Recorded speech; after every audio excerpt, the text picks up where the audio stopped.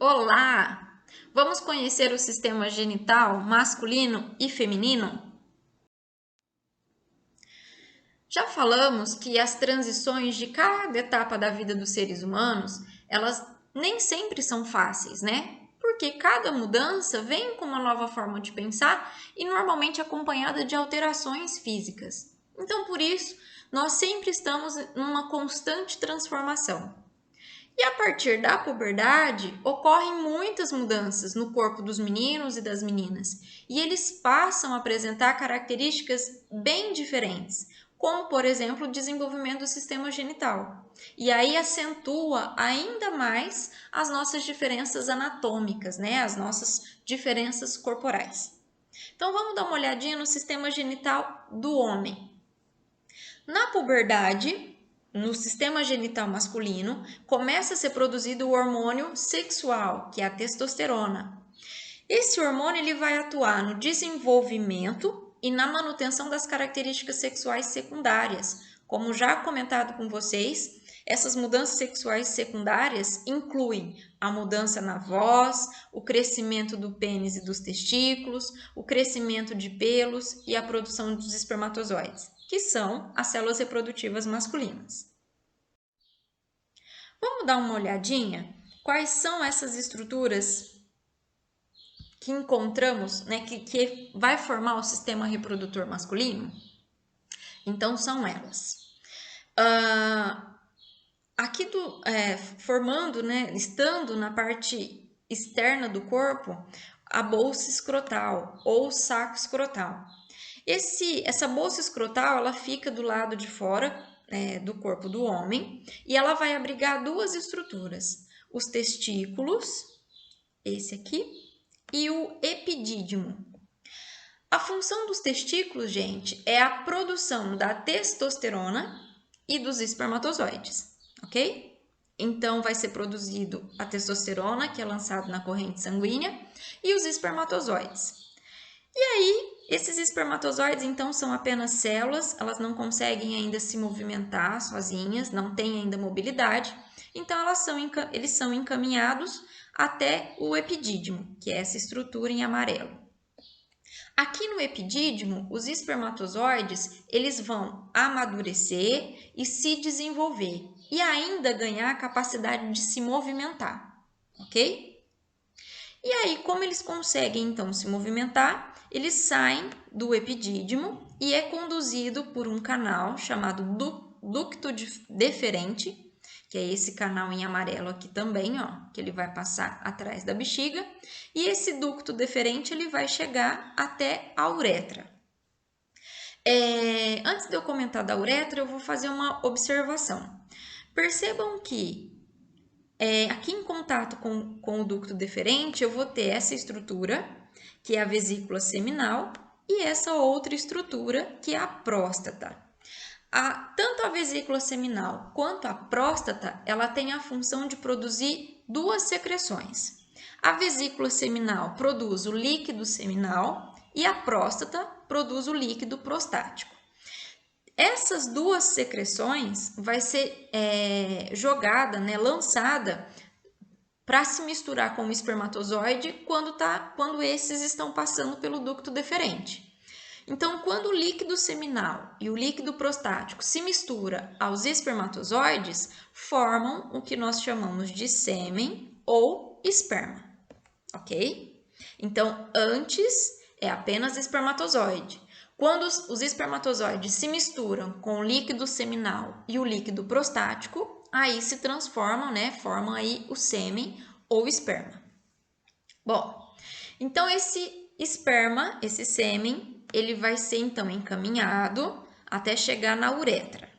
A uretra é um canal, gente, que ela tem uma comunicação tanto com o sistema urinário para fazer, para lançar, né, a urina para fora do corpo e com o sistema reprodutivo para poder eliminar os espermatozoides também para o meio externo, tá certo? Então, ó, o sêmen vai saindo, né, do ducto deferente, chega na uretra e essa uretra ela vai estar passando pelo interior do pênis. Então, aqui nós temos uma outra estrutura reprodutiva, que é o pênis, e é um órgão que como eu falei, da uretra, tem uma função tanto na parte reprodutiva quanto na parte urinária, tá? Então, é no seio interior que vai ser conduzido, dentro da uretra, os espermatozoides para fora do corpo. Percebam que aqui, ó, no pênis, eu tenho uma estrutura avermelhada, formando dois tipos de tecido, o tecido esponjoso e o tecido cavernoso. Esses dois tipos de tecido, gente, ele é marcado por poros, é como se ele fosse cheio de espaços. E é muito importante que tenham esses espaços, porque é onde vai ser armazenada uma grande quantidade de sangue quando o homem estiver num momento de excitação. Então, esse encher de sangue, né, nessa estrutura vai fazer com que o pênis tenha uma ereção, e aí nesse momento de excitação vai acontecer a ejaculação, que é a liberação dos espermatozoides para o meio externo. Após não, uma outra estrutura que a gente encontra aqui também no pênis, aqui bem na extremidade, é a glande. Essa glande é uma região de grande sensibilidade, tá? E ela fica protegida por uma camada de pele chamada prepúcio. Em algumas situações, esse prepúcio ele fica como se fosse fechadinho, então não tem a exposição dessa glande, tá? Ela não fica exposta. Então é interessante ir ao médico, fazer para que o médico possa analisar, né? E for constatado essa preguinha, né? Que essa pele esteja grudada, que é a famosa fimose, né? Provavelmente vocês já devem ter ouvido falar. E aí o médico vai fazer um cortezinho para poder para que a glande possa ser exposta, tá? A princípio não há problemas, mas quando começar a vida sexual, pode ser que o homem aí sinta algum incômodo, alguma dor. Então é interessante desde pequeno já resolver esse probleminha. Aqui nós temos a imagem de um espermatozoide, mostrando aí as partes, né, de como ele é formado. Então, nós temos aqui, ó, a cauda ou flagelo. Então, é essa cauda que ele vai conseguir nadar, né, se movimentar. Aqui nós temos uma peça intermediária e percebam que nessa parte do espermatozoide, gente, eu vou encontrar uma grande quantidade de mitocôndrias. E lembrando, mitocôndria é aquela organela celular que produz energia. Então, eu preciso ter uma grande quantidade de energia sendo produzida para que o flagelo consiga se movimentar e aí chegar até o óvulo, né? Ele consiga nadar, vamos dizer assim, para encontrar o óvulo.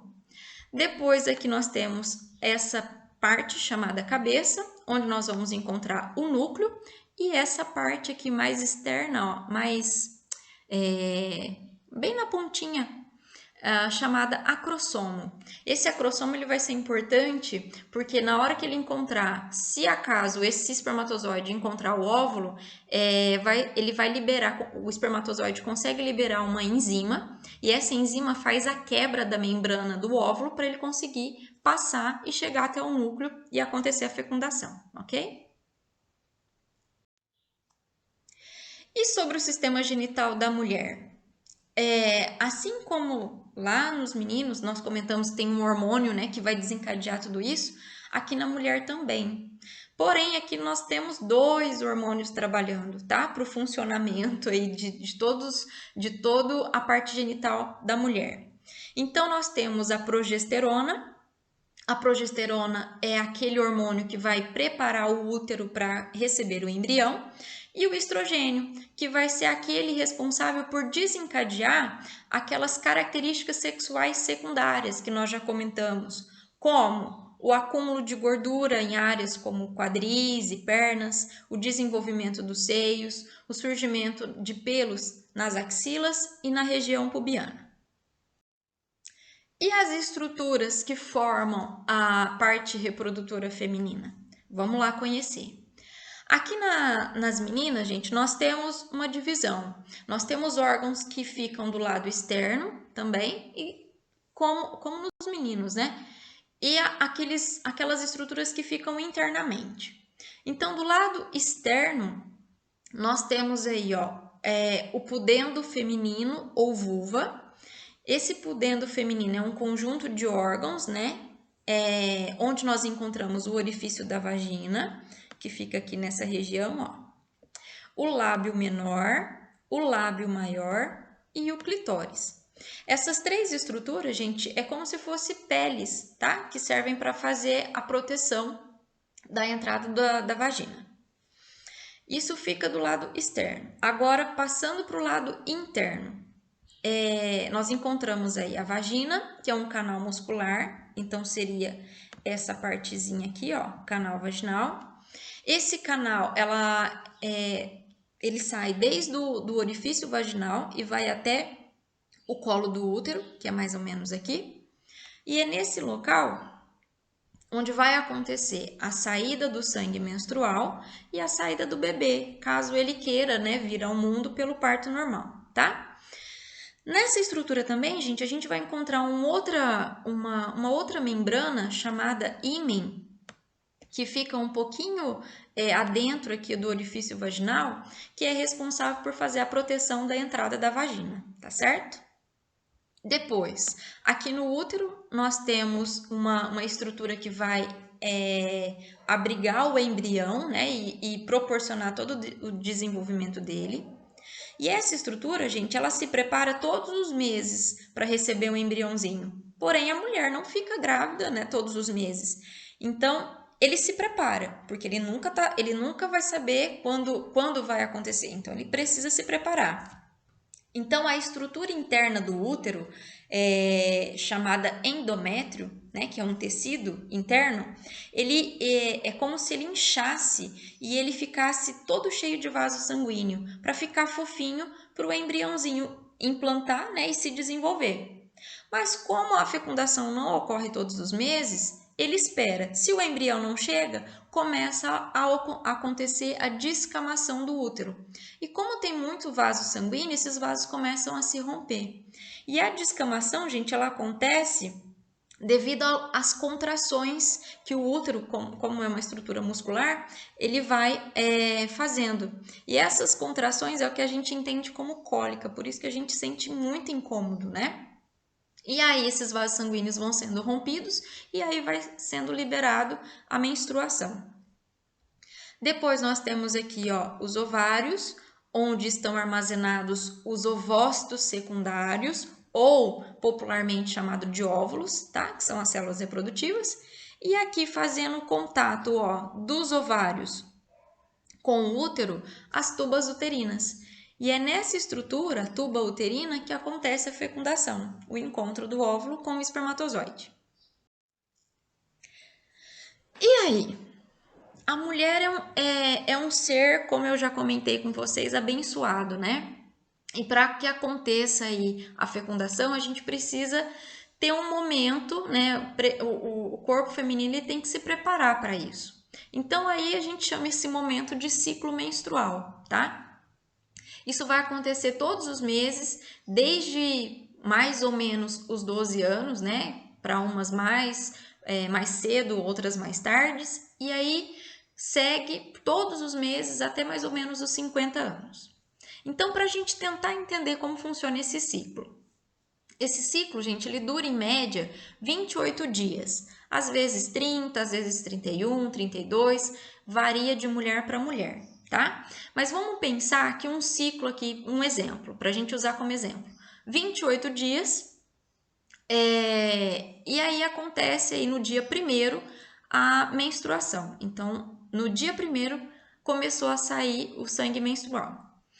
Tem mulheres que ficam, né, ficam aí liberando esse sangue de 3 a 4 dias, e no nosso caso, aqui no nosso exemplo, a menstruação ocorreu durante 5 dias. Contando do dia 1º, né, num ciclo de 28 dias, nós vamos chegar até o 14º dia. Então, por volta do dia 14, vai acontecer a liberação do óvulo, né, lá dentro, a liberação do óvulo pelos ovários, tá? Esse processo é chamado de ovulação. Como a gente não sabe exatamente precisar se vai acontecer mesmo no dia 14, né, e o horário que isso vai acontecer, Então, o que a gente faz? A gente conta 3 dias antes do dia 14 e 2 dias depois do dia 14. E esse período aqui, ó, provavelmente vai acontecer a ovulação, que são os dias férteis. Se nesse dia, se em um desses dias, né, que pode acontecer a ovulação, tiver a relação sexual, não aconteceu o uso de preservativo, a mulher pode engravidar, tá certo? Se acontecer a ovulação e a fecundação, né, teve o ato sexual, fecundou, aí vai acontecer que o hormônio da progesterona ele vai se manter em alta todo o período de gestação para que o endométrio, né, fique espesso e segure o bebê. Se não acontecer, o corpo, né, começa a se desfazer toda essa camada de endométrio, e aí lá por volta do 28º dia ou dia 1º vai acontecer uma nova menstruação, tá certo?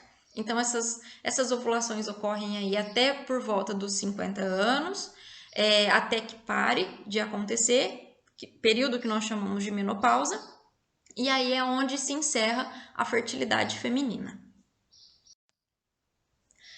E aqui as imagens que eu acho assim extremamente lindas, e eu sou apaixonada por essas imagens, mostrando aí a fecundação e a gestação para vocês. Então aqui a fecundação é o momento em que o óvulo se encontra com o espermatozoide, né? Formando então a célula ovo ou zigoto. Então nós temos aqui, ó, célula ovo ou zigoto. Essa célula ovo, gente, lembrando que a fecundação acontece na tuba uterina, tá? Dentro do sistema reprodutor feminino. E aí, essa célula ovo ou zigoto vai sendo, né? Ela vai se locomovendo até chegar no útero e vai sofrendo divisões, como acontece nessa imagem aqui, ó. Lembrando que essas divisões, lembra da mitose e meiose que a gente já comentou? Então, essas divisões vão acontecendo e cada pedacinho desses que vocês estão vendo vai se transformar em uma parte do nosso corpo, tá certo?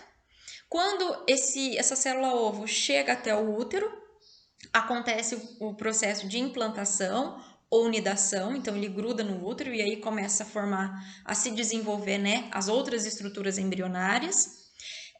O corpo feminino, gente, começa então, aumenta a produção do hormônio progesterona para manter então o endométrio espesso e todo fofinho para abrigar o embrião, e começa a ser produzido um outro hormônio chamado HCG, que significa gonadotrofina coriônica humana. É aquele hormônio que aparece no exame de sangue quando a mulher descobre, né, ela quer saber se ela está grávida ou não. A nossa gestação, né, a gestação humana aí, ela dura por volta aí entre 40 e 42 semanas, tá? Um detalhe, gente, até o 3º mês, nós chamamos de embrião, que é a fase em que vai acontecer as formações do nosso corpo. E aí coloquei uma imagem aqui para vocês, ó. Essa imagem aqui é de um embrião aí de entre 3 a 4 semanas, tá? E aí, depois disso, do 3º mês para frente, o bebezinho já está formado, mas ele precisa crescer e ganhar peso. Então, a gente passa a chamar esse embrião de feto, que é o caso aqui, ó, do nosso bebezinho, que já está por volta aí de 38 semanas e já está bem pertinho de vir a nascer, né? E aí esse nascimento ele pode acontecer de forma natural ou por cesariana. Natural, a mulher começa a sentir as contrações, que é quando o corpo começa, né, a se contrair para eliminar o bebezinho pelo canal vaginal. Ou se não tiver a possibilidade de um parto natural, vai acontecer a cesariana, que é um meio cirúrgico, né? Um corte, e aí tira-se o bebê. Duas curiosidades para vocês. Como que eu sei que é menino e como que eu sei que é menina? Por que existem os meninos e por que existem as meninas? Lembra que eu comentei com vocês que nós temos os cromossomos? E que na espécie humana nós temos nós temos aí por volta de 46 cromossomos ou 23 pares, né? Então, gente, dentro desses pares de cromossomos, eu tenho um par que ele vai estar relacionado com o sexo do bebê, certo? Lembra que esses pares de cromossomos vêm metade do pai e metade da mãe? Então, nos espermatozoides, gente, eu tenho a possibilidade de ter um cromossomo X e tenho a possibilidade de ter espermatozoides com cromossomos Y. Nas meninas, eu tenho a possibilidade de ter óvulos apenas com cromossomo X. Então, se um óvulo X encontra um espermatozoide X, X com X vai formar uma menininha, uma linda menina. Se um óvulo X encontra um espermatozoide que tem um cromossomo Y, X, Y vai formar um menininho. Então, aí, quem designa, né? Quem vai mandar o sexo do bebê é o espermatozoide. Se for X, espermatozoide X com óvulo X, menina. Se for um espermatozoide com um cromossomo Y, Y com X, XY, menino, tá certo? E uma outra dúvida sobre os gêmeos, que eu sei que muita gente tem dúvida sobre isso. Existem duas possibilidades de nascer gêmeos. Uma possibilidade que nós chamamos de gêmeos monozigóticos e uma outra possibilidade que são os gêmeos dizigóticos. O que seria esses gêmeos monozigóticos? É quando acontece o encontro de um espermatozoide com um óvulo, tá? Aconteceu fecundação e tal. E aí começa as divisões celulares, a fase de célula-ovo, né? Em que está acontecendo essas divisões. No meio desse bolo celular, uma célulazinha se desprende desse bolo e fica como se ela saísse fora desse bolo celular, mas ela continua se dividindo. E aí vai se dividir e vai formar dois embriãozinhos. Mas como esse outro embrião, né, que se desgrudou desse bolo, tem o mesmo material genético, então eles vão ser muito parecidos, esses dois indivíduos. Então, se acontecer gêmeos em que houve a fecundação de um óvulo só com um único espermatozoide, os gêmeos aí, eles vão ser normalmente do mesmo sexo e iguais, totalmente iguais, idênticos, tá? Do mesmo sexo e idênticos. Agora, os gêmeos que são do tipo dizigóticos, aí vai acontecer um processo um pouquinho diferente. 2 óvulos vão ser liberados no processo de ovulação e aí então cada óvulo vai receber um espermatozoide, tá? E aí se desenvolvem como se fosse duas pessoas, 2 irmãos, né? Só que ao mesmo tempo, tá? 2 irmãos assim que são feitos em épocas diferentes, né? Com idades diferentes, só que ao mesmo tempo. E aí, quando são gêmeos dizigóticos, minha gente, podem acontecer sexos diferentes e aí eles são bem diferentes um do outro, ok? Que pena, terminamos essa aula. Espero que vocês tenham gostado e até mais.